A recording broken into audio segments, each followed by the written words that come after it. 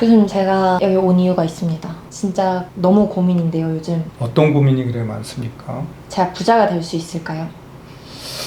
굉장히 막연한 질문이네요. 세게 말하면 지금 월급쟁이잖아요. 그렇죠. 월급쟁이는 부자가 될 수 없는 확률이 높아요. 증여나 상속을 받지 않는 한 자력으로 부자가 되기는 힘들다, 이렇게 봐야 되겠죠. 은행에서 30년 일했지만 근로소득자가 부자가 된 사람은 못 봤습니다.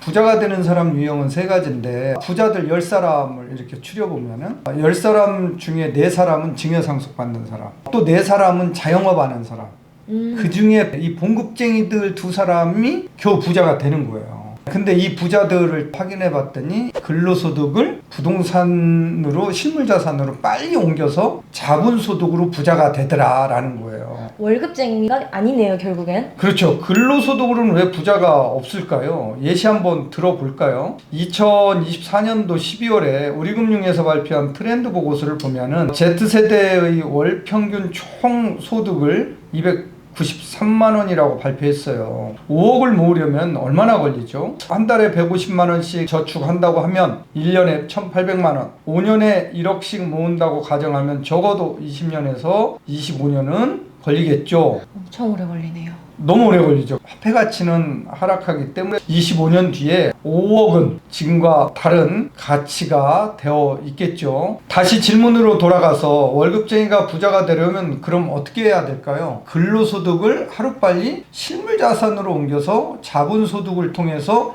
부자가 되는 길뿐이 없다, 이렇게 말씀드리는 거죠. 근로소득을 자본소득으로 바꾸기 위해서 우리가 할 수 있는 투자는 뭐 다양하죠. 주식 투자도 있고 코인 투자도 있고 여러 가지가 있는데, 저는 부동산 전문가잖아요. 그러니까 아파트 투자를 어떻게 하면 좋을지, 어떻게 사야 좋을지에 대해서 말씀드려 볼게요. 아파트 투자는 3가지 방법으로 볼 수 있겠죠. 첫 번째는 앞에서 말했듯 월급 꼬박 20년 모아서 아파트를 사는 거예요. 물론 처음 본 금액과 20년 뒤 같은 아파트를 봤을 때 금액은 정말 많이 달라져 있겠죠. 당장 잠실 엘스만 보더라도 2008년에 입주를 했는데요. 당시 5구제곱미터가 5억 원에 거래됐습니다. 근데 지금 23억 원에 거래가 되고 있는 거죠. 제가 추천하지 않는 방법이에요. 자기가 돈을 다 모아서 20년 후에 30년 후에 산다는 것은 결코 살 가능성은 낮다, 이렇게 보는 거죠. 두 번째, 대출을 받는 방법이에요. 자기가 가지고 있는 시드를 통해 레버리지 효과를 극대화할 수 있는 방법입니다. 보금자리론, 디딤돌 대출, 이런 거 잘 알아보셔서 신생아, 신혼부부, 생애 첫 내 집 마련, 이런 제도를 이용해서 대출 받으면 좋겠죠. 각자의 상황에 맞춰서 대출을 끼고 내 집 마련하면 좋을 것 같습니다. 그럼 교수님,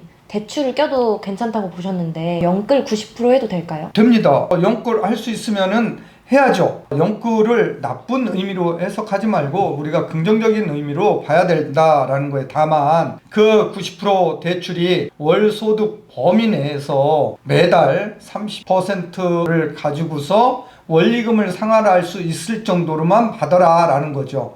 그 범위를 초과하면은 90%에서 80%로 내려야 되겠죠. 하지만 이 방법보다 내 돈이 더 적게 들어가는 방법도 있습니다. 세 번째는 전세를 끼고 내 집 마련하는 것입니다. 일명 갭 투자라고 얘기하는 거죠. 마포 신축인 마포더 글래시를 예로 들면 네이버 부동산 기준 17평이 매매로 10억 8천만 원입니다. 전세는 6억 5천만 원입니다. 내 돈 4억으로 10억짜리 아파트를 사는 셈이 되겠죠. 물론 갭 투자를 할 때 주의할 점도 있죠. 이 동네 미래가치 정말 잘 파악을 해야 된다는 거예요. 철저히 조사해야 되고, 정말 오를 곳, 상승할 곳, 미래가치가 있는 곳에 갭 투자를 하는 게 맞겠죠. 뭐 부동산 가격이 쭉 올라가는 거 아니에요. 신고가가 창조되고 또 창조된 신고가는 파괴되고 창조되고, 이 과정을 거쳐서 10년 단위로 끊어보면은 우상향이 돼 있다라는 거죠. 내려도 다른 곳보다 덜 내리는 곳을 사고 오를 때는 더 많이 오르는 곳을 사라, 이런 얘기입니다. 자, 그래서